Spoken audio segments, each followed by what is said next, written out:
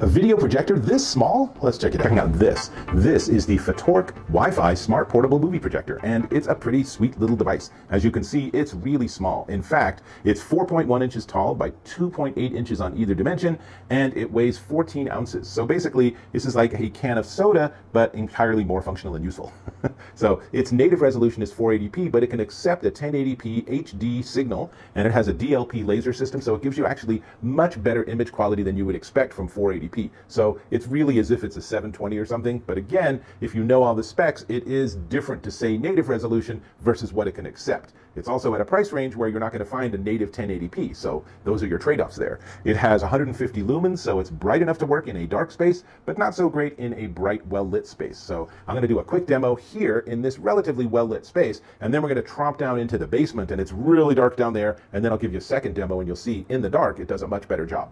Now, it does have its own built-in battery. It's a 7,000 milliamp hour battery. You charge it with the included charging cable, but once it's charged, you got 2.5 hours, which is plenty enough time for a standard movie or a great photo show. If you really just want to share all your photos from your vacation with your friends, you could use this and project them all big onto a wall. Really fun, actually. Cool way to do it. It also does automatic keystone correction, which is really useful. So on projectors, unless you have it perfectly square, then you're going to typically be pointing it upward, and then your image is wider at the bottom than the top, which looks really weird.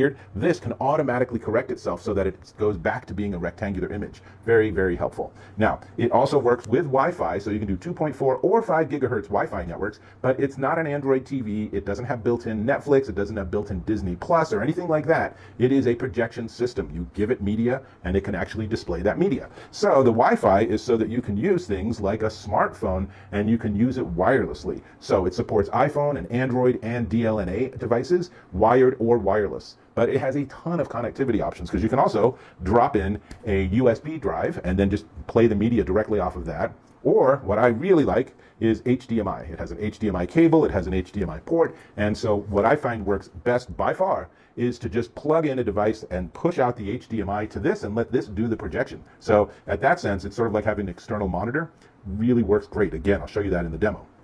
Built-in speakers. There's also a 3.5 millimeter audio jack. In fact, I'll go ahead and give you a tour of the device. So on the top, you can see that there are 4 directional controls and an OK or select in the middle. The 3 lines are for menu, and then the other one, the arrow, is to go back.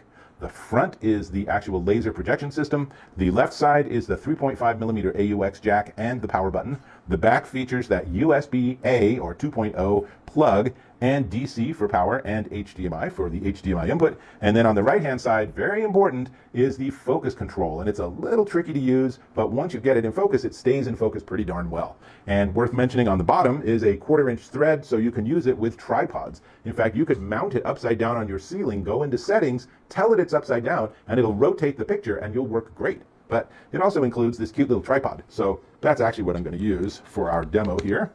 I'm going to put it on this. And so it includes this little tripod. It also includes a remote control. So if you don't want to deal with the buttons on the top, then you don't have to. That works totally fine. You just use the remote control instead. So remote control, HDMI to HDMI, 5-volt power control, very nice little manuals and instructions to get you started. I supplied my own USB drive, and I supplied obviously my own smartphone and everything. So let's see. Let me plug in this USB. Then I'm going to turn this on. And we're just going to go ahead and let it project onto the wall. And you'll see it is, push it down here just a little bit.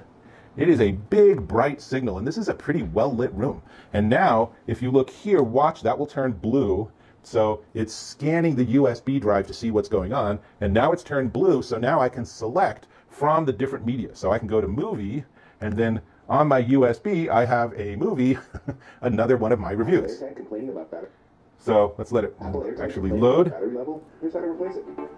Pretty cool, right? And obviously, I'm projecting it onto a brown wall. It's going to look a whole lot better on a flat white surface. But you can see that's the idea. And then if I want to listen to some music, I also have some music on here. We'll just pick one.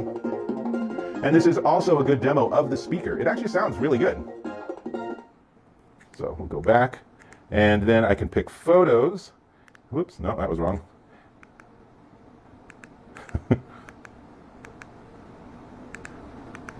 Needless to say, I do find the remote slightly tricky to use. It has a bit of a bounce to it sometimes, so you might find that you're fiddling around a little bit, but I can choose photos, and then I can just use this to go to the next photo and to step through my photo slideshow.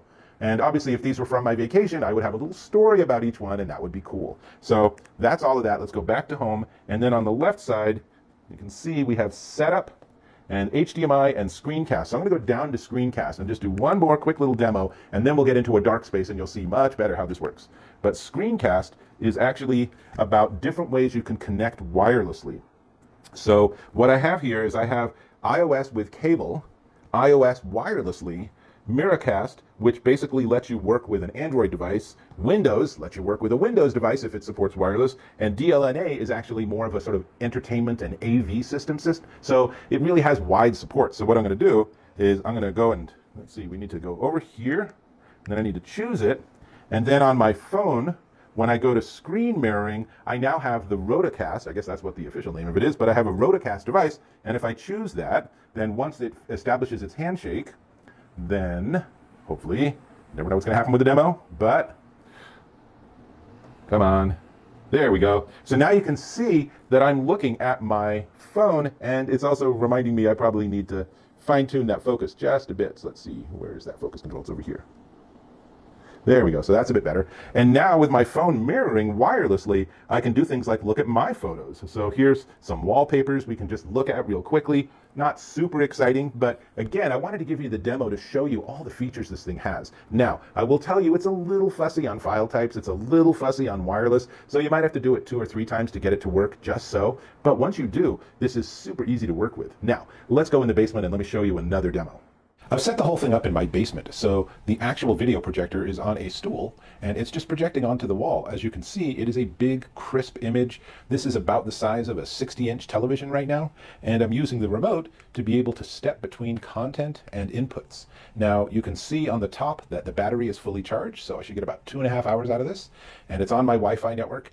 And I can try using Screencast, which lets you use wireless connections to your Android or iPhone or to some Miracast systems.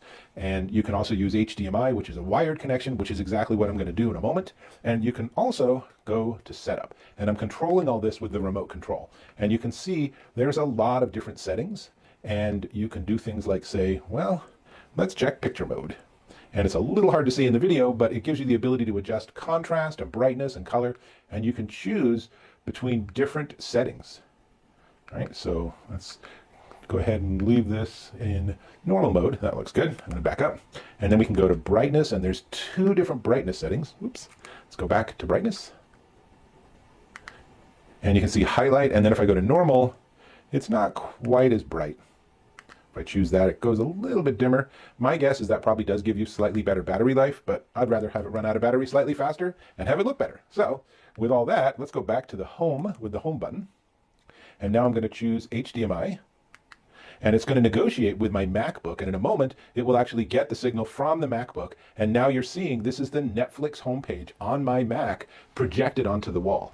And I can, sure enough, scroll and look and see what's there. And I can say, The Gray Man, that sounds interesting, but let's see what else. Let's pick, working sideways, so it's a little tricky. So we can pick something like Resident Evil, and I can just go into it, and if you listen, the audio is coming out of the video projector. And you're thinking, well, why is all those bars on top and everything? And that's just because I haven't pressed that.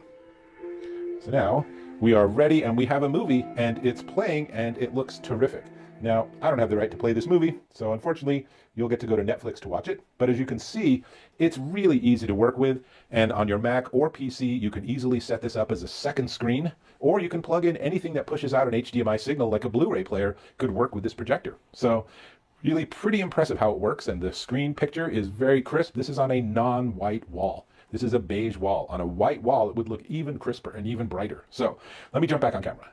That's really everything I wanted to show you about the projection system. It's pretty cool. It's a little quirky and a little fussy in terms of file formats if you're going to use a USB drive or you're going to plug something in, but honestly, it works wirelessly. I've tried it with Android and I've tried it with my iPhone, and it worked pretty well. But really the sweet spot for this is to plug in an HDMI cable and just let it be a projector without worrying about all the other complex functionality that it would need. And it just works really well. It has a nice built-in speaker. I appreciate that 2.5 hours of battery life. And when you go to the home screen, it even shows you how much battery life it has left. So I've been doing this demo, and I'm telling you, I did plenty of prep before I got started here, and it still has plenty of battery life left for me to go watch Jurassic Park or something. So really a lot to like here. Again, here's a close-up so you can see what the remote control looks like, and it just duplicates all of the functionality on the top, plus it gives you things like power and mute. There's no mute button I can find on here. So, you know, lots of useful functionality. You do need to supply your own AAA batteries. It did not include those.